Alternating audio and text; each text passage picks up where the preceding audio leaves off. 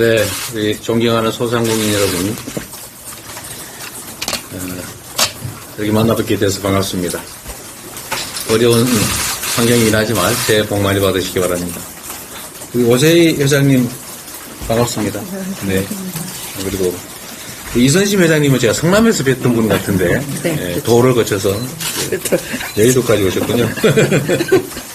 반갑습니다. 우리 문캐출 회장님, 또 이정혁 부회장님 감사드립니다. 지금 최근에 경제 상황이 너무 어려워져서 제가 현장에 계신 분들을 만날 때마다 참 죄송한 마음을 금할 길이 없습니다. 이 경제 상황에 대해서 보통은 세상 상황이 어려우니까 의례그랬거니라고 생각할 수도 있겠지만, 사실 지금 우리가 겪고 있는 이 경제 위기나 특히 경제적 약자라고 할 수 있는 소상공인들의 어려움은 참 미안한 말씀이지만 정부의 실책의 결과라는 측면이 많습니다. 어제도 누군가 그런 지적을 하는 걸 봤는데, 일단 수출 경기가 너무 나빠져서 무역 적자가 심화되다 보니까 국내 경기가 매우 나빠진 측면이 있는데, 이건 사실 우리 국내 기업들의 최대 수출 시장이라고 할 수 있는 중국 시장의 축소와 매우 깊은 관련이 있습니다. 특히 이제 북방 영역의 시장이 위축되면서 대한민국 수출이 매우 악화되고 적자가 늘어난 것이 경제 악화의 큰 원인인데, 사실은 이렇게까지 가지 않아도 될 상황을 정부에서 불필요하게 중국, 러시아를 과도하게 자극을 하면서 생긴 문제라는 측면이 있습니다. 즉, 외교의 실패 결과가 경제 실패의 결과를 불러왔다라는 말씀을 드릴 수 있을 것 같습니다. 또 하나는 이제 정부의 시장에 대한 무지 또는 무관심이 또 한 원인입니다. 경기가 어려우면 이제 경기 침체로 피해를 보는 영역에 대해서 각별한 정부의 지원이 있어야 되는데, 소위 서민 지원 예산을 대규모 삭감하는 것이 결국 소비를 줄이고 골목 상권을 악화시키는 한 원인이 됐습니다. 정부의 재정 역량을 강화해야 될 판에 소위 초부자 감세를 강행하면서 계속 정부의 재정 능력을 떨어뜨리고, 정부의 재정 능력이 악화되니까 서민 지원 예산을 줄이고, 그게 결국은 소비 여력을 떨어뜨려서 경제 악화를 불러왔다라는 또 하나의 정책 실패 아닌가 싶습니다. 그리고 직접적으로는 시장에 대한 정부의 역할과 책임을 정부가 인지하지 못하고 있는 것이 또 문제입니다. 그 대표적인 예가 지금 아마 여기 계신 소상공인 회장님들, 임원님들께서도 아실 부분인데, 그게 이제 지역화폐 예산 감축이죠. 똑같은 소비라도 이게 유통 대기업의 매출이냐 아니면 지역 소상공인들의 매출이냐에 따라서 경제적 효율이 완전히 다릅니다. 지역 소상공인들은 매출이 늘어나면 그 수입으로 즉시 이제 소비를 할 수밖에 없는 상황이라 소비 승수 효과가 매우 높은데, 유통 대기업들에게 매출이라고 하는 것은 그냥 축적되는 자본에 불과해지죠. 즉, 자본의 순환이 속도가 떨어진다, 그 말이죠. 또 한 가지 문제들은 이 지역 상권, 골목 상권의 소상공인들이 가지고 있는 현재 문제에 대해서 매우 무관심하다는 점입니다.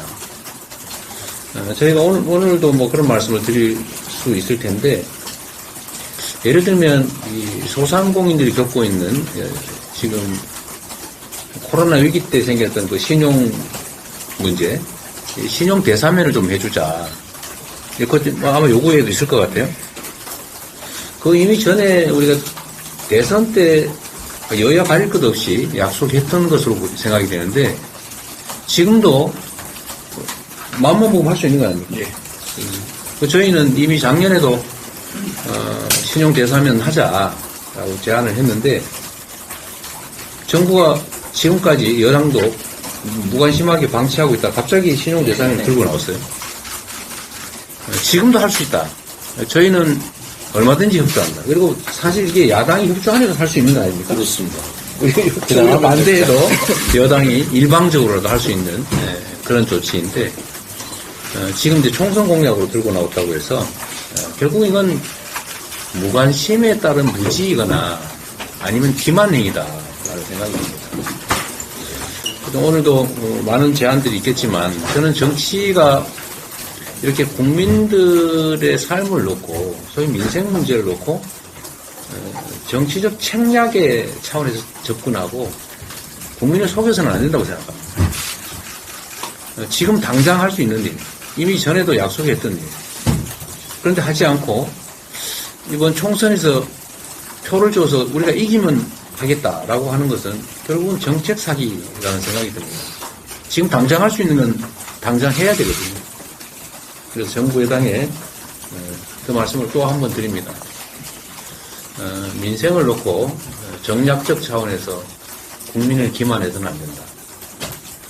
지금 당장 할 수 있는 일, 또 이미 전에 약속했던 일, 시행을 하면서 정말 새롭게 총선에서 표를 얻어야만 할 수 있는 일, 그런 것들을 공략해야지 지금 당장 할 수 있는 일을 집권 여당이 집행 권한을 가지고 있으면서 나중에 하겠다, 뭐 어떻게 해주면 하겠다라고 하는 것은 옳지 않다, 이 말씀을 한번 드립니다.